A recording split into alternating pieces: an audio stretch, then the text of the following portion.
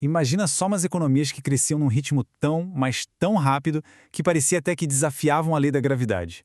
Esses eram os famosos tigres asiáticos. Só que lá no finalzinho dos anos 90, esse milagre econômico virou um pesadelo global. O mundo inteiro assistiu, chocado, enquanto eles desmoronavam, um por um. E essa é a grande pergunta que a gente vai investigar hoje. Como é que um milagre podia esconder uma fragilidade tão grande? Vamos juntos decifrar a anatomia dessa crise que simplesmente abalou o mundo financeiro. Bom, primeiro vamos montar o cenário. Durante os anos 80 e 90, o crescimento em lugares como Tailândia, Coreia do Sul, Indonésia não era só rápido, era explosivo. A gente está falando de taxas de crescimento que hoje parecem coisa de ficção científica. O motor dessa explosão toda era uma combinação bem poderosa. Tinha um monte de capital estrangeiro jorrando para dentro, atraído por moedas que pareciam super estáveis, porque eram atreladas ao dólar. Isso, claro, alimentou crédito barato e uma máquina de exportação que parecia que não ia parar nunca. Na época, parecia a fórmula mágica para a riqueza. Mas, como em toda boa história de ascensão e queda, por baixo daquela superfície brilhante existiam umas rachaduras bem sérias, perigosas, que pouquíssima gente estava prestando atenção. E a principal dessas rachaduras era essa aqui, a dívida em dólar. Pensa comigo, por que pegar um empréstimo com juros de 10% na sua moeda se dá para pegar em dólar pagando só 3%?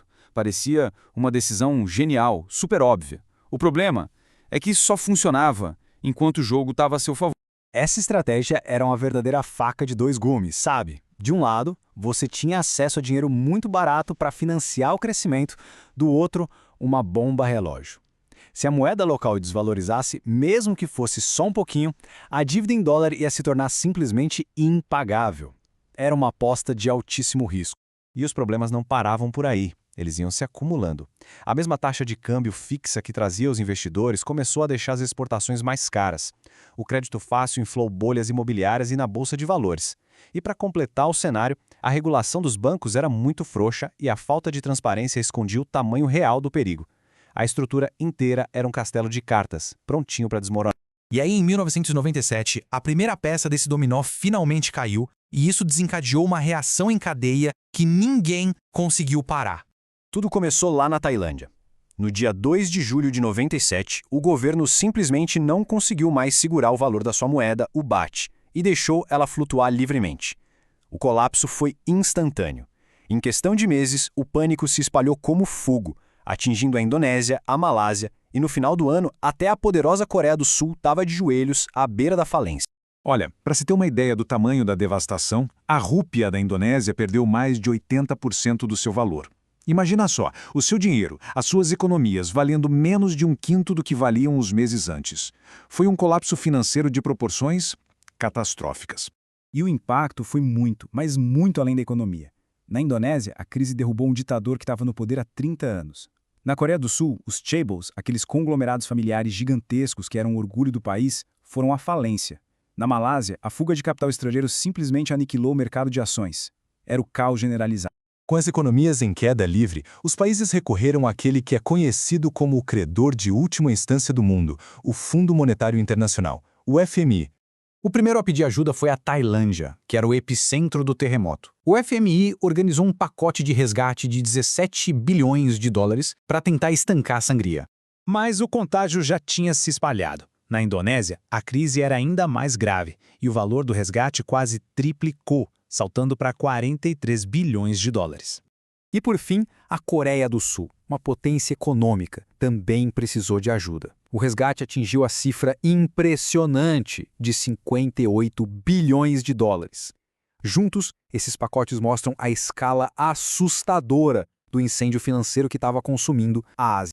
Só que esse dinheiro não veio de graça, claro. As condições do FMI foram um remédio bem amargo. Austeridade, juros altíssimos, fechamento de bancos.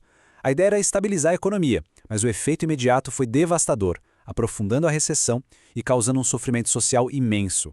Muitos argumentam até hoje que o remédio quase matou o paciente. Depois de tanta destruição, a pergunta que fica é: que lições o mundo tirou desse colapso todo? E será que elas foram realmente aprendidas? A primeira lição foi bem clara. Num mundo conectado, nenhuma crise é só local. A crise asiática mandou ondas de choque pelo mundo todo. contribuiu para a crise da Rússia, derrubou um fundo de investimentos gigante nos Estados Unidos e forçou o Banco Central americano a intervir para evitar um colapso global. Para se protegerem, os países asiáticos mudaram radicalmente suas políticas. Eles começaram a acumular reservas enormes em dólar, como se fosse um seguro.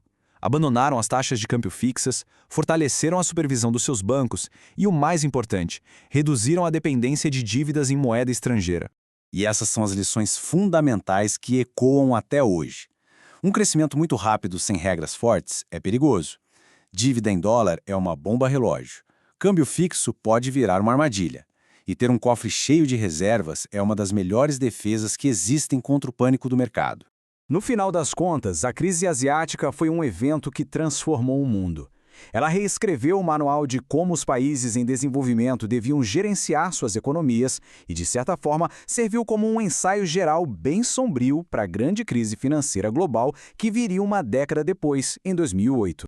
O que nos leva a uma reflexão final. A crise de 1997 foi um alerta muito claro e doloroso. Mas olhando para o mundo de hoje, com novas formas de dívida, novas bolhas especulativas, a pergunta continua no ar. Será que as lições daquele colapso foram verdadeiramente aprendidas?